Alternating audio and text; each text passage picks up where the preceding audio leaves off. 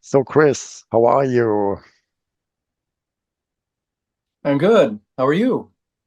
Yes, I'm fine as well. So, you are normally responsible for titles and discipline. So, what was your idea to release a solo album this time? Well, the previous Tiles album goes all the way back to 2016, Pretending to Run. And a couple years after that, after we had done some promotion, Paul Rarick, our lead vocalist, decided to retire. So we've been on hiatus since then. We're just now talking about getting back together and doing some Tiles music. And since you mentioned Discipline, I'm still the guitar player with them, and I just finished all my guitar parts for the new Discipline album, which should be out next year. And I didn't really set out to do a solo album. Over the years, I've demoed various songs with producer Terry Brown, and just to keep track of them so I don't forget. And they were fairly well developed rhythm guitar parts, maybe a programmed drum part, and then Kevin Chown added bass parts to all of these collection of songs. And then when I went back to review them, uh, I thought, boy, I kind of like a lot of these songs. It would be a shame to just not find a way to release them.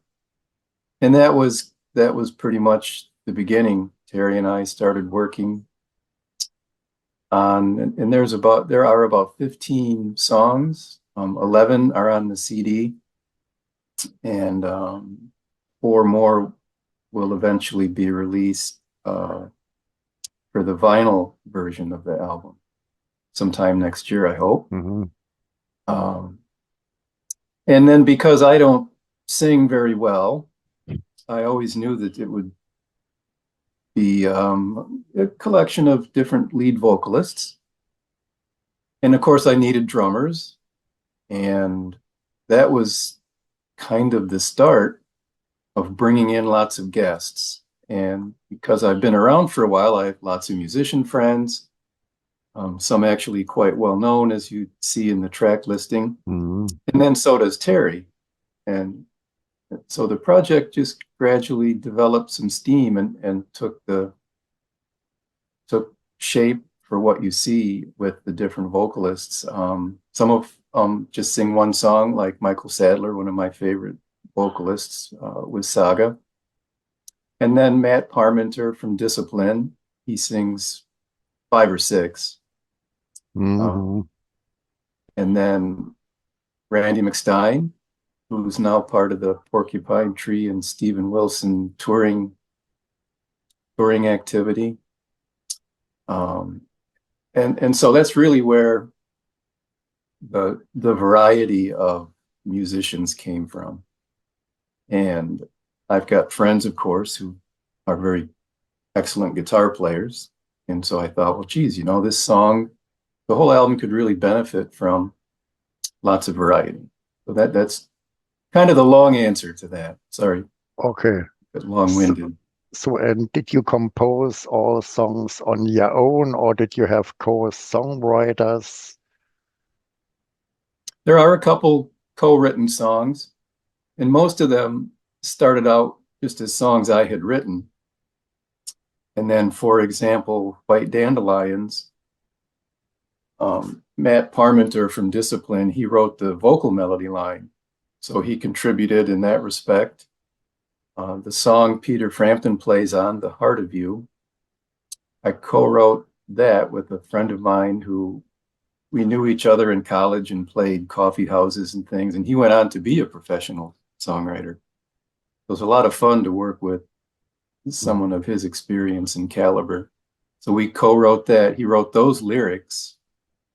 Otherwise, I wrote all the lyrics except for another song that'll be coming out on vinyl. That Mhm. was um, written with Matthew Parmenter. And then Second Ending, kind of the more mysterious, darker song that features Alex Lifeson. Kevin Chown, the bass player, got really involved in rearranging the structure of the song and things. So I felt he deserved some co-writing credit there. So yeah, there are a handful of collaborations in the writing department. Mm-hmm. And yeah, I guess in Tales you are have pursued a different musical direction, I guess. It's more progressive rock, and this is a little bit more song orientated and more accessible music. Is it most songs? So is it just my impression, or how would you see it? And was it intended? Well, songwriting tends to happen organically, I guess you could say. Everybody uses that word probably too much, but songs get written just from any source and any objective. They kind of come out certain ways, whether it's heavy or whether it leans towards progressive elements like odd time signatures or multiple sections, that type of thing. Mhm. And you're right to observe that these songs end up leaning a little bit more towards a melodic, what you'd say is melodic rock, almost, I don't want to say pop rock, but there are some pretty catchy melodies and things. Really? So it just, and I was a little bit worried because I thought, being known for kind of operating in the progressive rock world, maybe this wouldn't be viewed as progressive enough. But I thought, well, these days it seems like people really have expanded their listening horizons and they aren't so particular. If the music is good and it interests them, then hopefully the album is received well. But there are some pretty progressive songs. I think Warning Signs or The Darkest Hour, Second Ending's a little bit more of an art rock type approach. And there is a lot of stylistic variety. Mm. White Dandelions has some jazz aspects in Yes. the piano and in the horn section. And I guess that, as somebody who grew up in the late 70s, early 80s, I became a fan of Elton John, early Elton John albums, and other projects or other artists where there was always a lot of variety in the album stylistically. So from a listening experience, and as these songs came together, I didn't steer away from taking that approach. I thought the variety, a song like Living in the Night's got kind of a Jethro Tull flavor to it. Mm. So in none of these cases did I set out to imitate or mirror a certain style. But as any musician, you have your influences and they come out in your playing and your songwriting. Mhm. I have read that this is a concept album about a very severe illness. So could you describe the lyrical concept of hiding in plain sight? Yes. So typically when I write songs, I hum or melody lines and things. So the lyrics end up getting written later so that they fit the music and they fit certain phrasings and things that are good for singers. And the first couple of lyrics I wrote came out from my experience. I was thinking back to my dad when he was alive. He passed away in 2011 from Alzheimer's. So the first couple sets of lyrics, I thought back to that and for those kinds of a topic. And it wasn't until maybe the third song that I started to realize, well, I keep writing about that experience, you know, as we as a family were kind of struggling to figure out why he was acting strangely. And then, of course, the whole experience as the disease progresses from beginning to end. And at that point, I thought, well, geez, you know, I could maybe do a little bit of my part to bring awareness to these types of situations, because even though my dad passed away, well, you know, 8 to 10 years before I started writing the lyrics, and the Alzheimer's associations are, you know, their marketing and the efforts that they take to bring awareness to the disease are quite substantial and extensive. I thought, well, I was pretty late to figuring out what was going on with my dad. He was almost, I don't want to say advanced, but he was fairly far along with the disease before we knew really what was going on with him.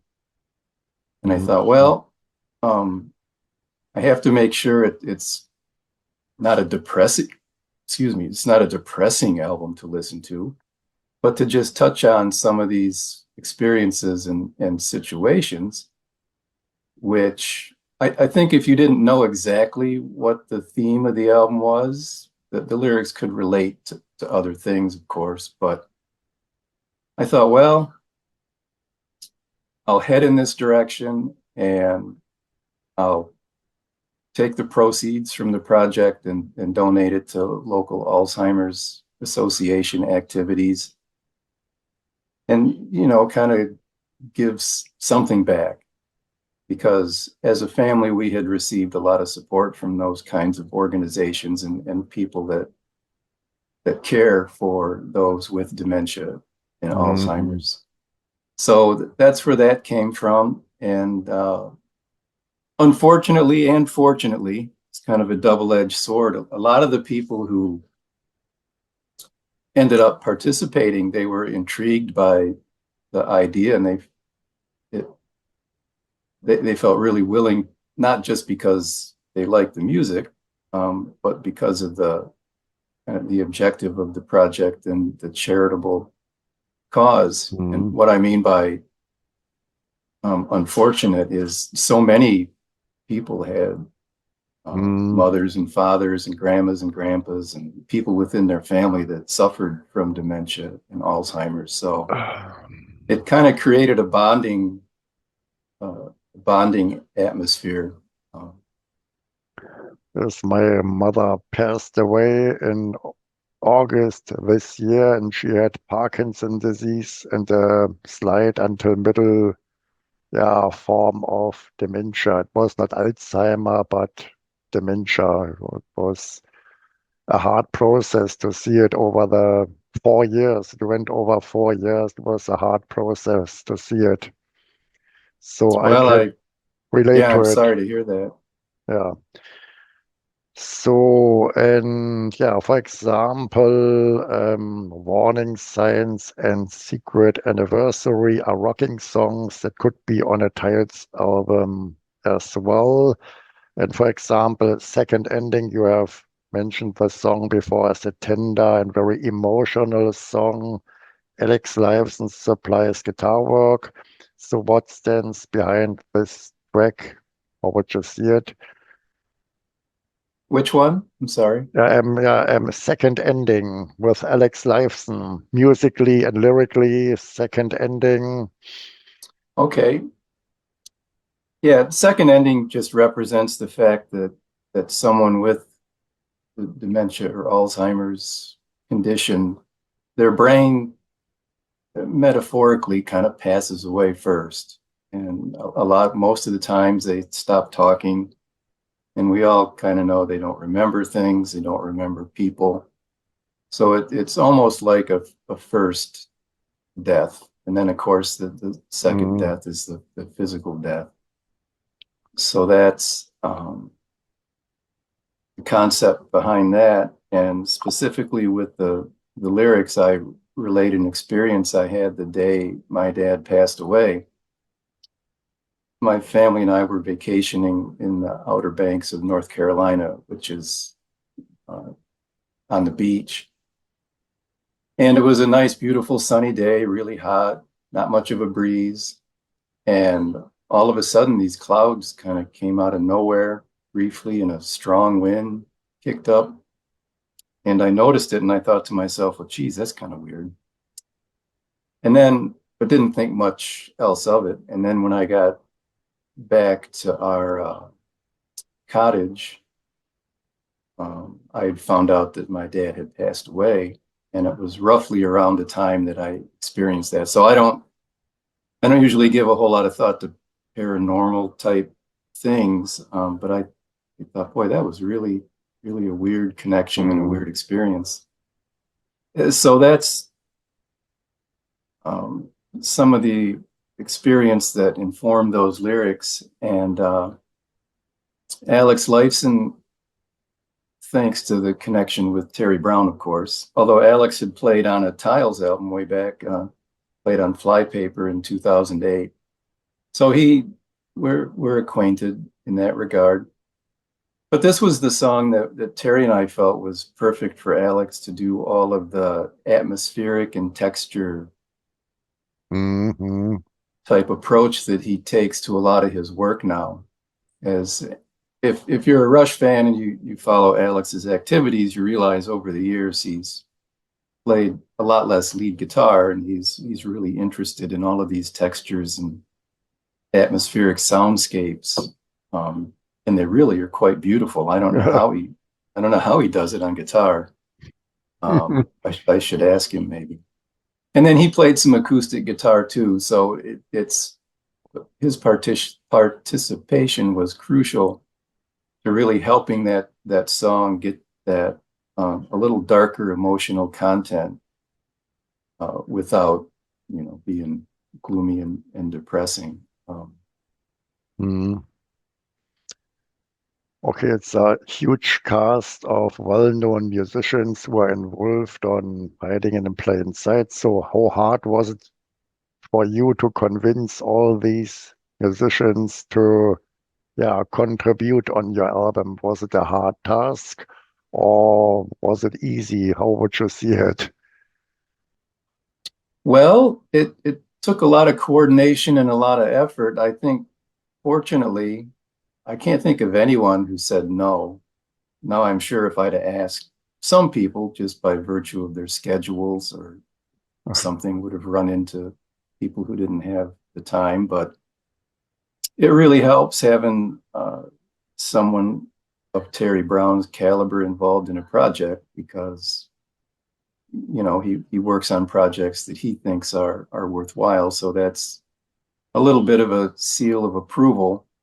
So when he approached Michael Sadler, or when he approached Alex again, um, they could have that confidence that this just you know was a serious project. And a lot of the people are friends of mine. Uh, Kevin Chown, like I said, who did all the bass. Jeff Coleman, who Hmm. does the lead guitar on Warning Signs. We've been friends since the early days of Tiles back in the 90s with Jeff's band, Edwin Dare. We'd tag along and do lots of shows opening for them. And then, of course, Kim Mitchell from Max Webster. Hmm. He's actually been on 4 Tiles albums now. So he's kind of a recurring guest because his lead guitar playing is so fabulous. It was hard for me because I play lead guitar too. It was hard for me to even think about doing a lot of that stuff myself when when I could bring all these other people in who I'm a fan of. Um, and Terry had done a project with Peter Frampton not too long ago, so that was Peter's participation was through Terry. And when Peter heard the song "The Heart of You," he immediately, it's an awfully catchy song. He immediately liked the song and agreed to participate. So that was Hmm. quite a thrill for me as a Peter Frampton fan. And a Yes. lot of the other guests are people who I had crossed paths with, or I'm fans of all of them. Like Cody and Kevin from Crownlands. They're kind of a newer Mm-hmm. progressive rock band that's on the scene. There's just two of them, and you can't believe how much ground they can cover with just two guys. Um, and Cody has such a great voice. And then I mentioned Randy McStein. There's almost 30 people, so if I start talking about them, I'm going to automatically forget some people. And Mm-hmm. the Jethro Tull, Martin Barr. I've been a big Jethro Tull fan forever and ever. Might even be my Yeah. favorite band. Certainly the top five. So having Martin Barr play guitar and Don Perry play drums, and then John O'Hara does all of the wonderful piano and orchestration on Living in the Night. So it's a thrill to have those guys on board. And um, most people didn't want to be paid. If somebody was going to incur a studio expense or something, I would cover that. And the guys that aren't quite in the upper stratosphere of popularity yet, but are still professional musicians, I made sure to give them a little something for their contribution, even if they said don't worry about it. So um, it's all quite remarkable that everybody um, I was able to get lucky enough to collect all these musicians into one project. Mm-hmm. This would be my next question. You mentioned you are a fan of most of the contributing musicians. So was it easy to handle your adoration and behave, yeah, like the boss of the whole project and not, oh, this is my Alex Lifeson or Peter Frampton. So was it a hard balance for you? A little bit. That's an interesting point. I think even in the early days when we started working with Terry, there's a little bit of that, not because either Terry or the artists purposely make someone feel that way, but just because you're fans of theirs and you know their legacy and their work and reputation. So you think, because in a lot of cases you'll be meeting some of your heroes. So there's a little bit of the fanboy stuff that you have to watch out for. But because there's a task at hand, it tends to fall off the radar pretty quick, and then you deal with them because most of them, well, I shouldn't say most, I should say all of them, um, have really easygoing attitudes. And even Peter Frampton, he said, well, I don't know if you don't like this, let me know and I'll do some more stuff. So when you've got people of that stature and notoriety, um, thoroughly engaged in stuff, it's very motivating.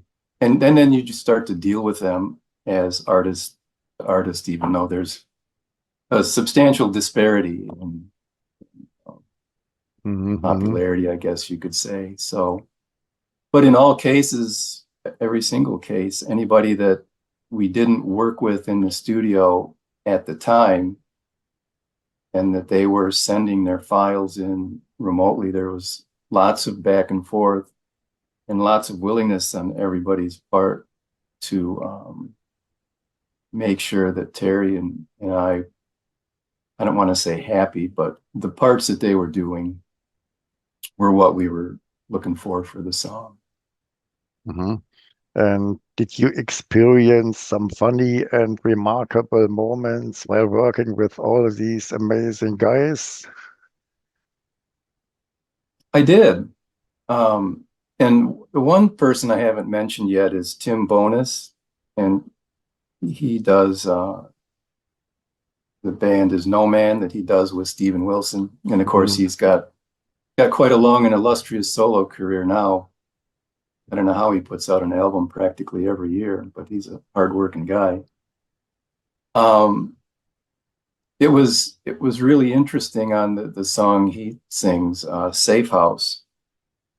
we ended up doing two versions of that song because Matthew Parmenter does one that sounds more like a guy that's locked up in an insane asylum. And then when Tim delivered his vocal, which was totally the opposite, it's more of a lonely, resigned uh, to a situation type delivery. So what kind of made that interesting was that along the way, there was no drum set. So Tim had to kind of freeform his vocal phrasing, and he put a lot of extra effort into doing that. I guess that's not funny though. Let me see if I can come up with something Mm-hmm. remarkable. I think what really struck me was when we got Martin Barr's guitar tracks. He added, I just asked him to do a guitar solo. And when we got all of his tracks back, there was mandolin, there was flute, there was extra rhythm guitar in the verses, and of course on top of that the great solo. But I think what really caught my attention, besides the parts, of course, being really good, was that just the energy in his playing is kind of all of a sudden was there, like in your face. And Mm-hmm. it's not as though that energy is not there with other musicians, of course, but there was just something about what his guitar tone and his playing that really kind of jumped out at me. Mm-hmm. Um, that kind of took me by surprise. Again, that sounds like the implication is that I was surprised that it was good, but that's not what I mean at all. It's just the delivery is so special. I don't know if there's actually any funny Fun. Oh, stories. okay. So But how? sorry to disappoint with the. No, I no, mean, it's no. all very lighthearted, but nothing Okay. funny really pops out. Okay. No, Sorry. no, it's okay. It's yeah, I understand. And how did you find the suitable song for each singer and musician? So could they choose the tracks first come, first serve, or how did it happen? Well, we did take great care. It wasn't just a hodgepodge of things. We took great care asking musicians to participate on certain songs because we felt it was a good fit. So, especially with vocalists, a song like Warning Signs, which is a hard rock song, I could hear Michael Sadler singing that. So we didn't send him 11 songs and say, pick one. We specifically sent him Warning Signs because it was a good match for his vocal style. And it was the same thing with my buddy Mark Michael from Toledo when he sings on The Darkest Hour. The tone of his voice and everything just really seemed to fit. And I felt really bad for Matt Parmenter because he was very instrumental in the project in a lot of ways, besides the lead vocals he sings. So that when we had asked Michael Sadler, of course, he needs a demo so he knows and learn what to sing. So Hmm. Matthew ended up doing scratch vocals for the songs that got turned over to Michael Sadler or Tim Bonus, Randy McStein. And like any artist, he's very, he always wants his best work to be out there Hmm. somewhere in the public. So his vocal, I could have kept probably two or three more of his vocals, but we had already enlisted the guests. Hmm. And then another example would be Slow to Crumble with the Crownlands, with Cody from Crownlands singing. It's more of an upper register type song. And so it was the same with every instrument. And Hmm. depending on the how should I say that, where we were at in developing the arrangements, everybody's contribution ended up informing or influencing what still needed to come next. So, for example, probably the biggest example is Kevin Chown and his bass parts. For those of you that have heard some of the songs, at least, if you pay attention to the bass, you can hear all of these great melodies and rhythms and stuff. And Kevin did that so early on in the project that it was really quite a foundation for the parts that got added along the way. And that was the same with the vocalists. The vocalist and the tone would help us see, well, a string arrangement would go really well with how this song is developing, like Living in the Night. And the same thing with White Dandelions, where we seem to hear having a horn section on it, or having a piano part that had a little bit more of a jazz flavor to it. So yeah, it wasn't just here's a bunch of songs and somebody pick what catches their fancy. Fortunately, we didn't have anybody turn us down, and nobody said, I don't feel comfortable playing on this song. Do you have something else? So we must have done a pretty decent job knowing what the musicians are known for what their musicianship brings to the table and what would work for a song. And how important was your producer, Terry Brown, for the final result? Well, at one point, and Terry said no, but at one point I thought we should call it Herin and Brown, or well, we couldn't call it Brown Herin. That sounds like a bird. Because he was so instrumental to everything regarding the project, not just the engineering and the recording and the mixing, not just the technical aspects, but decision making with song structure and arrangements, what instruments, and of course the contacts he made, and the fact that he was the one that had more of a rapport with Peter Frampton than I did. So every step of the way, it's the project certainly wouldn't exist without Terry's involvement. And the mix is just so perfect. I think it's because I wasn't there when all the parts were recorded. Like, I'm mostly there every step of the way for a Tiles album. So by the time you get to the end of the project like that, you really don't want to hear the songs for a while, right? You've heard them a million times.